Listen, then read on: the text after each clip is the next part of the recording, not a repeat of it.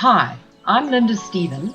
As many of you might be aware, I'm responsible for a number of portfolios on both the Junior and Senior South African Underwater Executive Committees, one of these being the COVID Compliance Officer for Federation.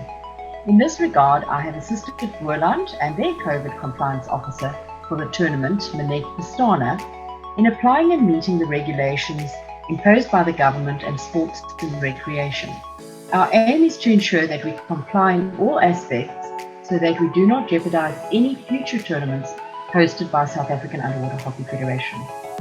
We have put an instructional presentation together to guide you through the procedures we have designed to ensure that we are COVID compliant for Junior Nationals 2021. We would ask that you please circulate this to all your players, managers, coaches, and anyone who will be attending the tournament. We thank you in advance for your assistance in this regard. Right, before we move into the presentation, I'd just like to remind you of all the procedures and protocols that you are fully aware of, which is as follows. Keep a safe distance, wash your hands thoroughly, or sanitize. We will have sanitizers throughout the facility, and we'd ask that you sanitize as frequently as you deem necessary. Please avoid handshakes and contact, sneeze into the crook of your arm or use a tissue, and most importantly, if you have a fever or a cough, please stay home. Right, our COVID procedures and tournament instructions for Junior Nationals 2021. Right, the following information is important. Without understanding this, you might find yourselves not being able to enter the pool and you might miss your game. So please adhere to the instructions that we are about to share with you. The first thing is, what do I need to do before the tournament? This is for teams, which consist of players, coaches, and managers. On Wednesday, the 28th of April, there will be a captain, coaches, and referees Zoom meeting. The schedule will be sent to those involved. On Thursday, there is the registration of teams. This will be done by whoever you've represented or forwarded to represent you, either a coach, captain, or your provincial rep. We'll collect t-shirts, meal tickets, and armbands. Then for everybody, you all have to complete the online health screen check sheet.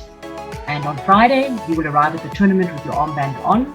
And on Friday afternoon or evening, when you've completed the game, is to complete again the online health screen check sheet.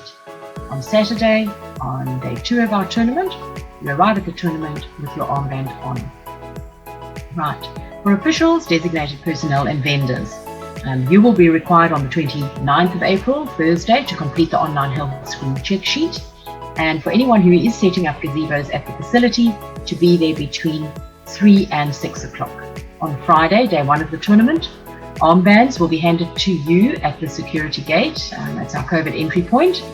Meal tickets and t-shirts can be collected at the tuck shop. And on Friday afternoon, you are also requested to complete the online health screen check sheet again. On Saturday, day 2 of the tournament, armbands will be handed to you at the entry gate. We'd like to stress that access to the tournament will be controlled by a pre-registered list of names provided by your province. If your name is not on this list, access will be denied. The online health screen check sheet. Each province will have their own file on Google Drive, and each team will be captured separately on this worksheet. All officials who are affiliated to the province for the duration of the tournament will also have their own worksheet under that province. Sheets to be completed by 8 o'clock prior to the day of entry. So in other words, if you're coming to the tournament on Friday, the sheet needs to be completed on Thursday evening. And we are requesting that managers and or coaches to please ensure that this is actioned. These sheets will be used to allow you access to the pool. If you have not completed the sheet, you will be denied access, as we do not have time to actually manage this process after the event. Provincial reps will be forwarded the link to access this information. The next thing is, how do you access the pool area on day 1? For those of you who are not familiar with the layout, this is a screenshot of Generations Aquatic Centre. The big black building in the center there that says Generation Schools is the Aquatic Centre, and we have called this the indoor area. This area that is circled is the outdoor area, and this is where we will be hosting all our officials and the vendors for the duration of the tournament. This area here, it's a beautiful green area now, is a field that is a no-go zone. So please, we don't want to find anybody on that area, as well as the tennis courts is not allowed. Then how to approach the actual school area. If you're driving from Cape Town on the N2, you will pass Generations Aquatic Centre on your left-hand side. We'd ask you to please continue past the school to turn into SAUWHF Road, and at the first circle to turn into Copacabana Boulevard and proceed as per the arrows.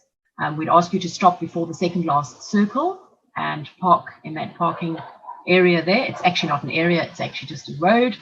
And we'd ask you please not to park between the last two circles, as we will be using that as a meeting point.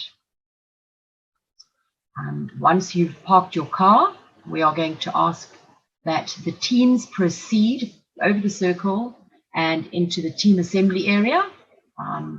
Once they've gathered as a team, if you could please proceed to the entry and COVID screening gate. We are asking that it's not vital that provinces appear. You can just come with your team so that we can just move the teams through the gates quite quickly.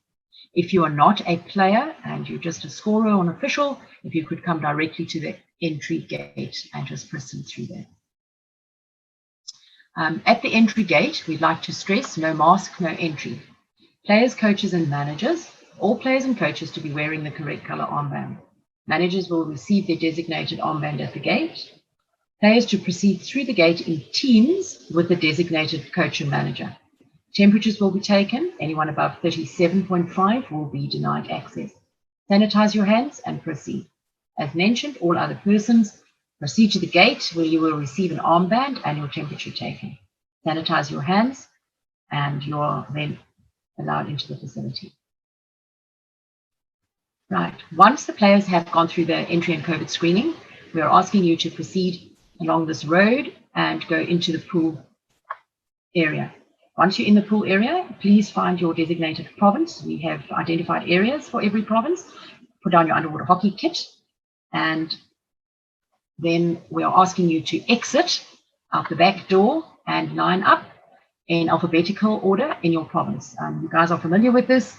It's preparing us for the March Past. So start with Free State will go first, then Gauteng, Gauteng North, Northwest Russ, West Coast, West Province, and Boland, being the host province, will be right at the end. We are then going to start the March Past, and we will be gathering on the area that I've highlighted there for the opening ceremony and an address by our South African Underwater Hockey Federation Juniors President, Van der Kroon. Right, what areas do I have access to? Teams, coaches and managers, except for West Coast and Western Province. You have access to all areas, inside and outside the pool area.